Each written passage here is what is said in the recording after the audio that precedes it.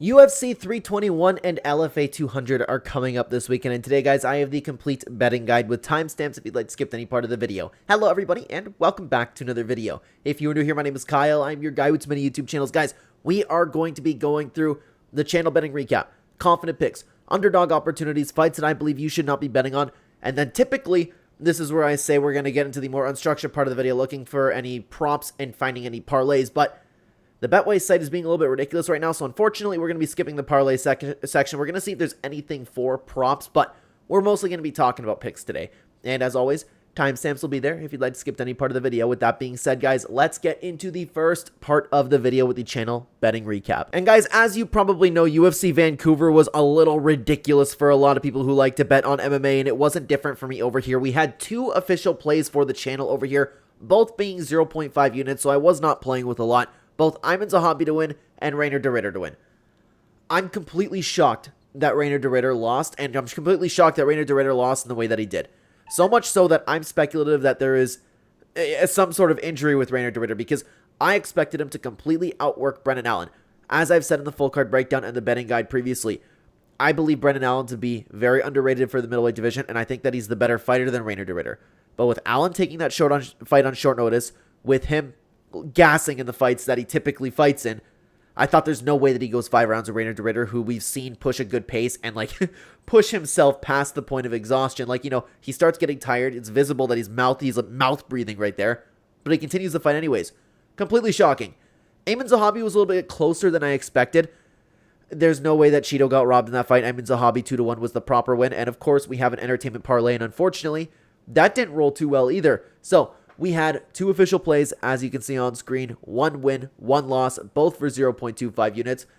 I thought that we were going to clean sweep, man. I thought this was going to be easy peasy, but of course, it happens. At least we didn't get crushed, right? If you guys are interested in seeing exactly what I'm doing with my money each week, either that or just supporting the channel, then check out the channel membership in the pinned comment description down below or right next to the subscribe button. Every single Friday or Saturday morning, depending on whether or not I like to bet on Friday fights, because I am typically a UFC bettor, I will be posting a community members post along with a members only video explaining exactly what I'm doing with my money, why I like my picks, why I've made my picks. So again, if you'd like to either combine my fight knowledge with your own research or just want to support the channel, again, you can check it out in the pinned comment description down below or right next to the subscribe button. Additionally, a tool that we use on this channel, OddsJam. If you'd like to sign up, check the pinned comment description down below. Again, use code Clenbat. You can get a discount over there. With that being said, guys, let's move on to the picks for today. Let's start off with the confident picks. And the first confident pick I have for you on this card is going to be Azat Maxim. Guys, I've just been extremely impressed with his skill set, and I understand that he's on a 2-fight skid, but I still love what I have seen from him in the octagon, and I believe that he is just flat out going to be a step above Mitch Rapso. No matter where the fight goes, I think he's going to have more options. He is one of my more confident picks on the card, but I do have a very, very interesting lock of the week, and I would love to know what you guys think about it, okay? Azat Maxim is a very confident pick of mine. Unfortunately, as of right now, I was already looking into it. The odds are not necessarily worth the squeeze right now. By the way, guys, if you happen to be new to these channels over here, these betting guide videos are a little bit of a sum up on how I feel. If you're interested in seeing me dive into the fights as much as we could possibly get, I already have a full card breakdown video available for you to check out. With that being said, let's continue on to the next confident pick. And this one, I don't know how you guys are going to feel about it, okay? It's Alexander Rakic. I have already been keeping up on a couple comments. I know there's a lot of people on the side of the professional over here. I just believe Alexander Rakic is a championship level fighter. Azamat Murzakanov, he's looked good, but it's nothing. It's not against anybody besides maybe Dustin Jacoby that makes me go, all right, this dude's going to be a problem in the division. He has a nice skill set. I understand the people that are talking about how, you know, he might end up clipping Alexander Rakic. But look who Rakic has lost to. Jan Blachowicz, he was winning this fight until he had the leg injury. Yuri Prochazka, he was murdering Yuri Prochazka until Yuri just turned on I'm going to kill you mode. And then Magomed Ankalaev was the only iffy performance, but that's aged very well. I just believe Alexander Rakic is a lot better than his recent record is showing, and I think there's going to be a clear skill level difference over here. But it's important to note, I do have a history of calling Alexander Rakic's fights incorrectly. I picked him against Magomed Ankalaev, I picked him against Yuri Prochazka, and I probably picked him against Jan Blachowicz, to be honest with you. So just keep that in mind. However, I do believe that he is the better fighter over here, okay? Let's continue on over to the next confident pick. Let's go over to LFA 220. It's going to be Leslie Hernandez, okay? If you guys have been following the channel, you might know that I've actually been very impressed with Leslie Hernandez. Unfortunately, she's found herself on a 2-fight skid over here, okay? Still, though, I like her against this specific opponent in Flor Hernandez, who is also 4-3. Nobody that I've ever really been impressed with. She's had a good submission that I've seen, but even then, it's against really nobody. Leslie Hernandez is a very, very well-rounded fighter. The technique is there. She's strong for the division, good movement, things like that. She does have a complete skill set. She's just been struggling to translate that to the high level. For this specific opponent, I think Leslie Hernandez is going to get the job done. I like her a lot. She's in her prime, and I actually do believe that she has a bright future in the LFA. I don't know about UFC level, but LFA for sure, okay? Let's continue on to the next confident pick over here. Umar Nurmagomedov. You know, I almost didn't include this one, guys, because I think Mario Batista is a championship-level fighter. I have spoken about that on multiple occasions. But how can you not pick Umar Nurmagomedov after he had such a close fight with the champion? I know a lot of people remember him fading, and there's that clip of Merab, you know the particular screenshots people have been taking out of Merab and Umar. In reality, it was an extremely close fight. He proved himself to be a championship caliber fighter. He's had the closest fight with Merab Dvalishvili. How can you not pick him against Mario Batista? That's kind of where I'm standing, but I also... Mario's a dog, man. Mario's a dog. I almost didn't include this one, but it makes sense for Umar Nurmagomedov to get the job done over here. He's going to be more well-rounded. He's going to push the pace. I like him to win this fight, okay? Let's continue on. Back... Sorry, I forgot that I include this one, okay? There's no structure behind this one, okay? I was looking through the card of LFA 220, excuse me. Did I say LFA 2? Have I been saying LFA 200 this entire time? I'm sorry if I have. I think I have been. I got the numbers mixed up. So I'm a fan of LFA, right? And I was looking through the card to see like if there's anything that I like to bet on, if there are any fighters I like to get excited for. I'm like, who the hell is Jerome Woodbury? Okay, he's 7-1. He's on a win streak. His last fight was 13 years ago. Keep in mind, guys, like typically I have I have a vast knowledge of MMA, and the things that I present to you over here, I understand what I'm talking about. I don't know who the heck this guy is. He's on a win streak almost 14 years ago. I don't know how old he is, but look at him. How can you not just assume that he's going to lose? And David Goldfelter is nobody, like he's really nobody of significance. He's never done anything special. But he's still got to be a confident pick because of this. You know? Could you imagine this guy, Jerome Woodbury, just comes in and storms him and starts going on a title run? I'm just saying, if the odds are, like, not ridiculous for this, maybe something to pay attention to, okay? Let's continue on to the final confident pick over here. It's going to be Tom Aspinall. Now, I do not believe Tom Aspinall is the lock that people are claiming him to be, okay? He fights with his chin in the air. Ciryl Gane can crack. And we still don't know Tom Aspinall if he has 3-round cardio. We don't know that, okay? In saying that, though, he's a hard hitter. He has a clear ground game advantage, something that he can absolutely expose to Ciryl Gane. The path to victory is there. I imagine him to be extremely motivated. The dude's still in his prime. How can you not pick Tom Aspinall in this fight? I'm a little bit worried, though, because happy endings don't happen. You know, like Tom Aspinall's finally going to get his heavyweight title defense. The good stories don't often come in MMA, okay? But still, he should win this fight. Tom Aspinall is going to be my pick, okay? Let's continue on to Underdog Opportunities. These are fights on the card that, guys, I'm not necessarily betting on. If you're looking for value, these are underdogs that I do like to see, okay? Let's start with the first Underdog Opportunity. It's going to be Nathaniel Wood, guys. Now, a couple comments correctly pointed out in the full card breakdown, and I didn't really take that much into consideration until I started seeing more and more people saying this, because I think Nathaniel was a better fighter than Jose Delgado, but Jose Delgado is going to have a very nice size and reach advantage here, and Delgado's a guy that can take advantage of it. So keep that in mind with what I'm about to say. I think Nathaniel Wood is the more well-rounded fighter. He's very gritty. His only recent loss was to Muhammad Naimov, who was cheating the entire time, and he still looked good in that fight. He has outworked a lot better opponents than I believe are Jose Delgado. I would imagine that he can implement that well-roundedness and that grittiness that he has in order to get the job done. I like Nathaniel Wood a lot in this matchup, okay? Let's continue on over to the next Underdog Opportunity. Excuse me. Mateusz Rebecki. Guys, Mateusz Rebecki, last I looked, he was sitting at like decimal odds 0.230 or 2.30, excuse me. How can you not want to bite on that? Ludovic Klein's a good fighter, but I believe Mateusz Rebecki is a top 15 level fighter. Mateusz Rebecki has been making people go through absolute hell to get any sort of success in the octagon with him. He's well-rounded. The pressure's there. He has the heart of a warrior. If Ludovic Klein implements anything that he wants to do, I imagine Mateusz Rebecki is just going to push back. And this is something that I'm considering making a bet on.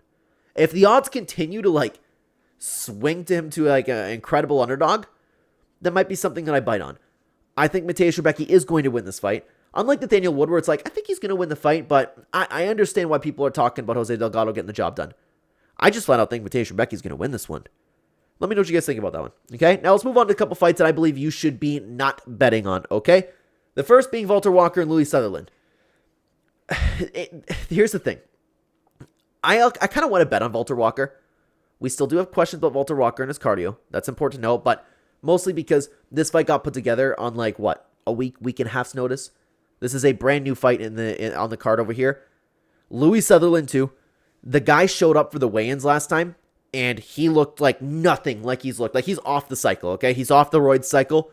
He looks like your typical heavyweight out there. So how is he going to perform? Is he still going to have that drive to get the one-up on the opponents that he typically does? The guy historically was a monster in there against a bunch of nobodies. Don't take that and run with it, right? But he just didn't look good showing up at the weigh-in. So I don't know how he's going to perform. I don't know if he's going to be able to have any sort of mass advantage of Walter Walker. Walter Walker is also cutting weight. Again, we don't know how much weight, or I don't know how much weight Walter Walker cuts. I imagine he does cut weight. There's a few red flags over here, but I am tempted myself to bet on Walter Walker, to be honest with you, okay? Let's continue on over to the next fight that I don't believe you should be betting on. Guys, hear me out. I don't think you should be betting on Ikram Aliskov versus Jun Park. I don't. Jun Park is the first solid test besides Robert Whittaker that Ikram Aliskov is going to face, and I don't look too much into that Robert Whittaker loss because there were some special circumstances for that fight, and he got finished right away. We didn't get to see enough. Ikram has a lot of good wins, and he has shown great technique in the octagon, but it has not been against anybody like Jun Park again. If he comes in, storms Jun Park, does the exact same thing that he's been doing to other opponents, I'll be sure, Ikram Aliskov could very well go on a title run. I'm not convinced yet. I need to see how he performs against somebody to the level of Jun Park he is a dog in there, dude. Very, very underrated fighter, okay? I don't like him as an underdog opportunity because Ikram Aliskov is great. I'm staying away from this one. Maybe a round line, a 1.5 if the odds are juicy over there. But I'm not convinced of Ikram yet. Okay, let's continue on to the next underdog. I'm a little bit off today, guys. The fight that I believe you should not be betting on: Chris Barnett, Hamdi Abdelwahab. I don't trust Chris Barnett to make it into the octagon, first of all. So if you're thinking about putting Hamdi in a parlay, because a lot of people do like him as a pick, this fight could get canceled and your parlay odds could just get screwed. So stay away from that one.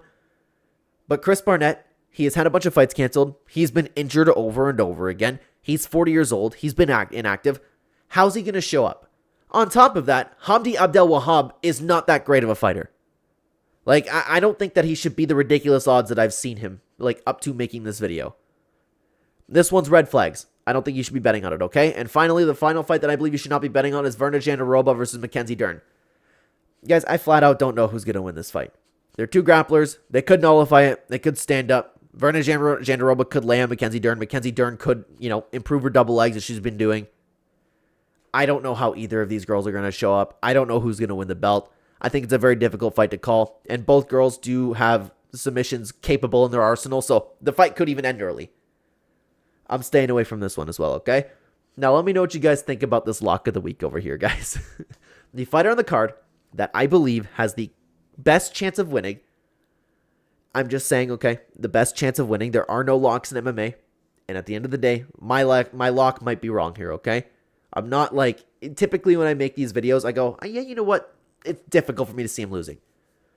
This card could have a lot of upsets, okay? And there's a red flag over here because it's a short notice fight. But I believe, and I'm very confident, Nasrat Haqparast to get the job done over Quillan Salkild. This fight was a very newly added fight.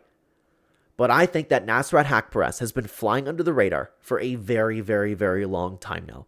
He has been consistently improving. He's been showing up in really good shape. His skill set is getting very, very well-rounded, and his striking has been looking very nice.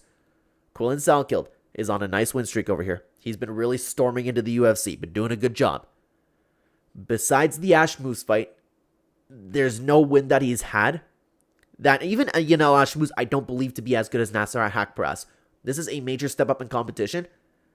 I think that Nasrat is just going to beat him to the punch for 3 rounds if it goes that. I see it. That it's, you ever have a gut feeling, you just envision how a fight's going to go? I think Nasrat is the most capable fighter on the card in the matchup that he has. He's the closest to a lock that we're going to get, even though lock is tough to say.